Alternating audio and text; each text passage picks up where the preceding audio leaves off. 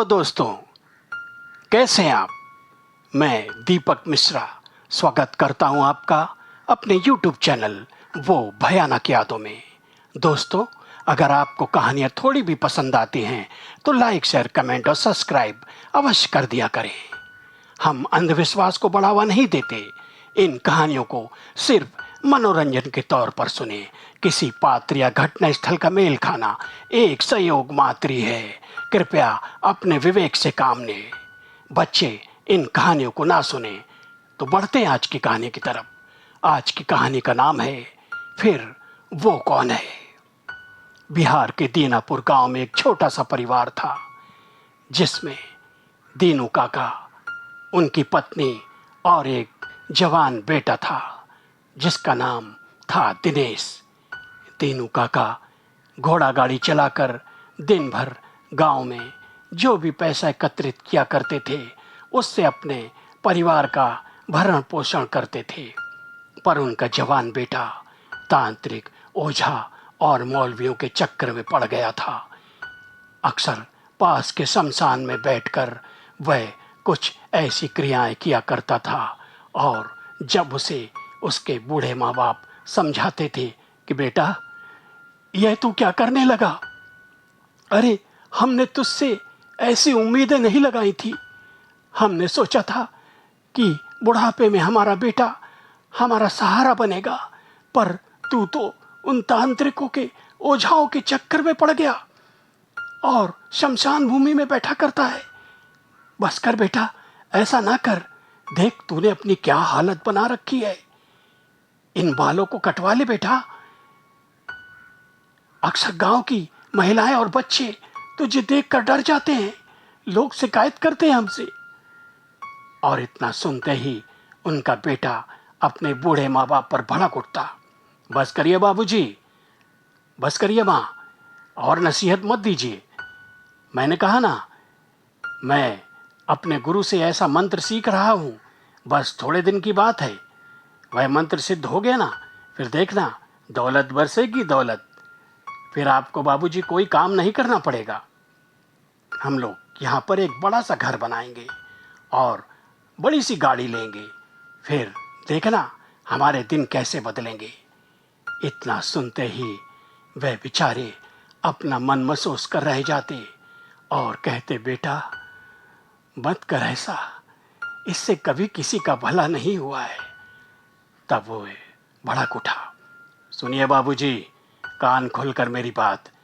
अगर आपने दोबारा हम मुझे नसीहत देने की कोशिश की ना, तो मैं हमेशा के लिए चला जाऊंगा घर को छोड़कर। इतना सुनते ही बूढ़े माँ बाप घबरा गए। नहीं बेटा, नहीं, ऐसा मत करना, ऐसा मत करना। आखिर तू ही तो हमारा एक सहारा है। तो मेरा जो कमरा है ना, इसमें कभी मत आना। वह सामने के ही एक कमरे में, जो आंगन में बना था, जो कभी जानवरों के लिए घास फूस रखा जाता था, उसी में एक चटाई बिछा कर रहता था और रात रात भर मंत्रों का जप किया करता था। जब बूढ़े माँ बाप के कानों में उसके मंत्रों की आवाज़ जाती तो वह आपस में बातें करते, यह क्या कर रहा है? अरे, यह कौन सा मंत्र जप कर रहा है? बस कर भाग्यवान, चुप हो जा। दीनू काका अपनी पत्नी से कहते, मत बोल, अब तो हमें इसे झेलना ही पड़ेगा। आखिर हमारे मरने के समय यही हमें कांधा देगा। अगर हमने इसे टोका तो उसने कहा है ना कि हमें हमेशा के लिए छोड़कर चला जाएगा। ठीक है, इस उम्र में भी मैं सबका सहारा बना रहूंगा। देखते हैं विधाता हमारी परीक्षा कब तक लेता है। एक दिन की बात है, वह पूर्णमासी की रात थी। अचानक उनका बेटा अपने झोपड़ी से बाहर आया और आंगन में जोर जोर से चीखने लगा, तड़फने लगा। यह आवाज़ों को सुनकर दीनू काका और उनकी बूढ़ी पत्नी आंगन में आए और अपने बेटे को आंगन में तड़पते हुए देखा तो डर से कांपने लगे और अपने बेटे से पूछा, क्या हुआ बेटा, क्या हुआ? तेरी हालत ये कैसे हो गई? पर वह कुछ न कह सका और आसपास के जंगली कुत्ते और जो भेड़िए और उनका घोड़ा जोर जोर से चिल्ला रहे थे, जैसे कि कोई बुरी बला उन्होंने देख ली है। अचानक उनका बेटा बेहोश हो गया। दीनू काका और उनकी पत्नी घबरा गए। बूढ़ी पत्नी ने कहा, क्या हुआ मेरे बेटे को? दीनू काका ने कहा, चुप कर भाग्यवान, चुप कर। और तुरंत ही घोड़ा गाड़ी तैयार की, अपने बेटे को लिटाया और अपनी पत्नी से कहा, इसे पकड़े रहना, संभल कर, हम अस्पताल जा रहे हैं। और सुनसान रास्तों से घोड़ा गाड़ी जा रही थी। घोड़ा अक्सर पीछे पलट पलट कर देख रहा था, जैसे कि किसी अदृश्य साय को देख रहा हो। किसी तरह वह अस्पताल में पहुंचे। दीनू काका ने जोर से आवाज लगाई, अरे भाई कोई है, अरे भाई कोई है। तब एक वार्ड बॉय बाहर आया और उसने कहा, क्या बात है काका, क्यों चिल्ला रहे हो? अरे मेरे बेटे को किसी तरह सहारा देकर नीचे उतारिए। और वार्ड बॉय ने उनके बेटे को सहारा देकर नीचे उतारा और अंदर ले गए। डॉक्टर ने तुरंत उसे स्ट्रेचर पर लेटाकर अपने कमरे में ले गए, जहां पर ऑपरेशन किया करते थे और इमरजेंसी मरीजों को देखा करते थे। एक पर्ची को थमाते हुए डॉक्टर ने कहा, यह पर्ची लीजिए काका और सामने काउंटर पर चले जाइए, मैडम आपको सब समझा देगी। दीनू काका जब उस काउंटर पर आए तो मैडम ने पर्ची देखी और कहा, आप 5,000 रुपये जमा करवा दीजिए। 5,000? हाँ, यह फॉर्मेलिटी के तौर पर हम जमा करवाते हैं, बाकी की जो दवाएं का काम होगा तब हम आपको बता देंगे। पर दीनू काका ने कहा, अरे इतना रुपया तो हमारे पास नहीं है। अगर आपके पास पैसे नहीं हैं तो आप चाहें तो डॉक्टर से बात कर सकते हैं, मैं इसमें आपकी कोई मदद नहीं कर सकती क्योंकि मैं यहाँ नौकरी करती हूँ, उस महिला ने कहा। तभी पास की सीट पर बैठे हुए एक सज्जन पुरुष ने पास आकर काउंटर पर उन महिला से कहा, मैडम क्या बात है, क्या तकलीफ है?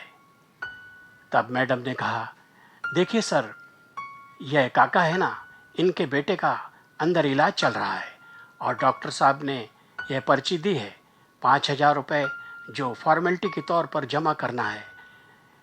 ये कह रहे हैं कि हमारे पास पैसा नहीं है। कोई बात नहीं, उस सज्जन व्यक्ति ने अपनी जेब में हाथ डाला और 5,000 रुपया गिनकर काउंटर पर देते हुए कहा, यह 5,000 रुपये आप रख लीजिए और इनके बेटे का जो भी इलाज का खर्चा है वह बाकी मेरे पते पर भिजवा दीजिएगा, मैं पेमेंट कर दूंगा। ठीक है सर, हमें इसमें क्या हर्ज है, चाहे आप पैसा दें या कोई भी दे, हमें तो अपना काम करना है। दीनू काका ने कहा, आप महान हैं, आप महान हैं। आज के युग में भी आप जैसे लोग हैं जो हम जैसे गरीबों की मदद किया करते हैं। तब उस सज्जन व्यक्ति ने कहा, काका यह तो हमारा रोज का काम है, मैं एक धर्मदाय संस्था से जुड़ा हुआ हूँ।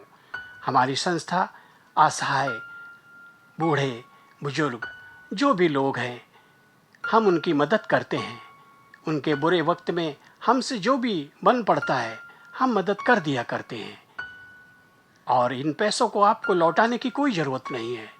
इतना सुनते ही दीनू काका और उनकी पत्नी ने उन्हें प्रणाम किया, लेकिन वह व्यक्ति उन्हें प्रणाम करता हुआ अस्पताल से बाहर निकल गया। तब डॉक्टर साहब बाहर आए और कहा, हमने उसे इंजेक्शन दे दिया है, जैसे ही वह होश में आएगा हम आगे का अपना काम करेंगे, आप लोग घर जा सकते हैं। घर जा सकते हैं? दीनू काका ने कहा, हाँ, क्योंकि हमारे यहाँ पेशेंट के मरीजों को जो लेकर आते हैं उनके रिश्तेदारों को रखने के लिए कोई व्यवस्था नहीं है। आप चाहें सुबह 5 बजे आ जाइए यहाँ। वह मन महसूस कर अपनी घोड़ा गाड़ी लेकर अपने घर की तरफ वापस लौट आए और थोड़ी देर अपने घर में बैठे विचार कर रहे थे कि वह सज्जन व्यक्ति नहीं होता तो आज क्या होता हमारे बेटे का। वह उसे मन ही मन दुआएं दे रहे थे। तभी धीरे धीरे रात्रि हो और चढ़ गई और अचानक आसपास के कुत्ते भौंकने लगे। उनका घोड़ा जोर जोर से हिलाने लगा। वह पैर पटक रहा था जमीन पर। इन आवाजों को सुनकर दीनू काका और उनकी पत्नी घबरा गए। अरे ये क्या, ये कुत्ते क्यों भौंक रहे हैं? हमारा घोड़ा क्यों चिल्ला रहा है? तब दीनू काका ने कहा, तूने बाहर का दरवाजा तो बराबर बंद किया है ना? हाँ, दरवाजा तो मैं बाहर का बंद करके आई थी। तभी वह बाहर आए। अचानक क्या देखते हैं, सामने कोई खड़ा है। वह धुंधला सा दिख रहा था। जब उन्होंने और करीब आकर देखा, हैं? अरे बेटे, तू वापस कैसे आ गया? तू ठीक हो गया था? डॉक्टर ने तुझे छुट्टी दे दी? वह कुछ नहीं कह रहा था, बस एकटक अपने माँ बाप को देख रहा था। तब दीनू काका ने कहा, अरे बेटे, तू कुछ बोलता क्यों नहीं? तब उस साय ने आवाज देकर कहा, बाबूजी, मैं खाली बेहोश हुआ था। डॉक्टर साहब ने मुझे इंजेक्शन दे दिया। थोड़ी देर में मैं होश में आ गया। उन्होंने मुझे चेक किया और कहा, आप ठीक हो चुके हैं, आप सवेरे घर चले जाना। पर मैंने कहा, नहीं, मुझे जरूरी काम है, मैं अभी वापस जा रहा हूँ। डॉक्टरों ने मुझे छुट्टी दे दी और मैं वापस आ गया। अब आप लोग मुझसे कुछ बातें ना करें, मैं अपने झोपड़ी में जा रहा हूँ। मुझे कुछ क्रियाएं करनी है, मंत्र पूरे करने हैं। इतना कहते ही वह अपने उस झोपड़े में घुस गया और अंदर से दरवाजा बंद कर लिया। बूढ़े माँ बाप भौचक के, जैसे कि वह कोई स्वप्न देख रहे हैं, एक दूसरे का मुंह देखने लगे। अरे यह क्या, यह सब क्या है? दीनू काका ने कहा, मैं भी तो यही सोच रहा हूँ। यह हमारा बेटा तो दिखता है, पर कुछ अजीबोगरीब। इसका रूप देखो, उसकी आंखें देखी तुमने? चलो। एक कोने में वे दोनों बैठ गए चुपचाप। फिर अंदर से मंत्रों की आवाज आने लगी। इन्होंने कहा, क्या कर सकते हैं? या ये हो सकता है कि हमारा बेटा बेहोश हुआ हो और बाद में होश आ गया हो, डॉक्टर ने उसे छुट्टी दे दी हो और वह जो रोज मंत्र क्रियाएं करता है, यह सोचकर वापस चला आया हो कि उसका मंत्र का दिन खंडित ना हो। ऐसा हो सकता है, दीनू काका ने कहा। बस इन्हीं बातों को मन में रखकर वह चुपचाप सो गए। सवेरे दरवाजे पर जोर जोर से दस्तक होने लगी। मुखिया जी की आवाज थी। नहीं, यह तो मुखिया जी की आवाज है। बूढ़े माँ बाप दरवाजे पर आए तो उन्होंने पास में मुखिया जी को और एक दरोगा को खड़े हुए पाया। वह देखकर घबरा गए और पूछा, अरे मुखिया जी, दरोगा जी, क्या बात है? आप लोग हमारे घर पर क्यों आए? तब मुखिया जी ने कहा, आप लोग घबराइए मत। देखिए, थानेदार साहब आए हैं, आप इनके साथ थाने में चले जाइए।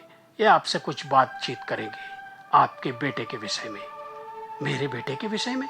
हाँ, चलिए, जल्दी चलिए। और वह गाड़ी में बैठकर थाने में चले गए। मुखिया जी ने कहा, आप लोग चिंता ना करें, यह आपसे कुछ बातें ही करेंगे, आपको कोई तकलीफ नहीं देंगे। मैं हूँ, आप लोग जाइए इनके साथ। और जब वह थाने में पहुंचे तब थानेदार ने कहा, आपके बेटे के विषय में मैं कुछ बातें करना चाहता है। कल आपके बेटे को क्या हुआ था? तब थानेदार के सामने बूढ़े दीनू काका ने कहा, अचानक मेरा बेटा अपने कमरे से बाहर निकला और जोर जोर से चीखने लगा, तड़पने लगा। हम उसे लेकर अस्पताल पहुंचे। डॉक्टर ने कहा वह अभी बेहोश है, थोड़ी देर में होश आने पर हम उसका इलाज करेंगे। और फिर क्या हुआ? फिर डॉक्टर साहब ने कहा कि हम लोग घर जा सकते हैं, तो हम लोग अपने घर वापस आ गए और थोड़ी देर में हमारा बेटा भी वापस आ गया। तब थानेदार के कान खड़े हो गए। वह सोचने लगा, ये बुढ़ापे में लगता है सठिया गए। मैं जिसका बातें करने के लिए इन्हें लाया था, यह तो कुछ और ही बातें करने लगे। आखिर हैं तो यह अंधविश्वासी ही। गांव वाले अक्सर इन बातों को मन में कहते रहते हैं। थानेदार ने कहा, देखिए, मैं आप लोगों से कुछ ज्यादा बातें अब नहीं करूंगा, चलिए बैठिए गाड़ी में। अब हमें आप कहाँ लेके जा रहे हैं? दीनू काका ने कहा, आपको हम अस्पताल लेके जा रहे हैं, बाकी की बातें आपको वहीं पता चलेंगी। अरे भैया, हमने तो पूरा पैसा जमा करवा दिया था, वह सज्जन पुरुष ने। हाँ हाँ, आपसे डॉक्टर साहब कुछ बात करना चाहते, आप चलिए, डरिए मत। और उनके साथ गाड़ी में बैठ गए। दीनू काका और उनकी बूढ़ी पत्नी जब वह अस्पताल में पहुंचे तो डॉक्टरों ने कहा, आइए आप हमारे साथ। और उन्हें शवगार में ले गए जहां मुर्दों को रखा जाता था। और एक शव के ऊपर से चादर जैसे ही हटाई गई, तब दीनू काका और उनकी पत्नी चीख उठे, अरे ये क्या? ये कैसे हो सकता है? ये नहीं हो सकता, ये नहीं हो सकता। हमारा बेटा तो रात को ही वापस आ गया था ना डॉक्टर साहब, आपने तो इंजेक्शन दिया था और कहा था कि तुम जा सकते हो। डॉक्टर अचानक चौंक गया और कहने लगा, मैं जान सकता हूं कि इस उम्र में आपको इस प्रकार की तकलीफें हो सकती हैं। यह आपकी उम्र का नतीजा है। यह आप क्या कह रहे हैं? दीनू काका ने कहा। अरे, डॉक्टर साहब ने कहा, यह आपका बेटा है, इसकी लाश को आप ले जा सकते हैं। बस हमने इसीलिए आपको बुलाया था। और थानेदार साहब ने जो भी आपसे फॉर्मेलिटी पूछी है, आप उन्हें बता दीजिए। इसके लिए हमने थाने में रिपोर्ट लिखा दी थी, ताकि बाद में किसी प्रकार की कोई तकलीफ ना हो। बूढ़े माँ बाप भौचक्के से डॉक्टर को देखने लगे। पास खड़े वार्ड बॉय ने लाश का मुंह ढाक दिया और एम्बुलेंस में उनके बेटे की बॉडी को रख दिया और कहा, आप लोग गाड़ी के साथ बैठ जाइए और अपने गांव की तरफ चले जाइए। एम्बुलेंस आपके घर तक आपके बेटे के शव को पहुंचा देगी। और वे वापस चले आए क्रियाक्रम करके। कुछ दिनों के बाद जब बूढ़े माँ बाप ने उस कोठरी को खोला जिसमें उनका बेटा साधना किया करता था, तो चौंक गए। एक राख का ढेर उस कमरे में पड़ा था और वे सोच रहे थे, यह क्या? यह राख का ढेर क्या है? फिर वह कौन था जो मेरे बेटे का रूप लेकर यहाँ आया था? तो दोस्तों, कैसी लगी कहानी? अच्छी लगी हो लाइक शेयर कमेंट कर देना। फिर मिलेंगे।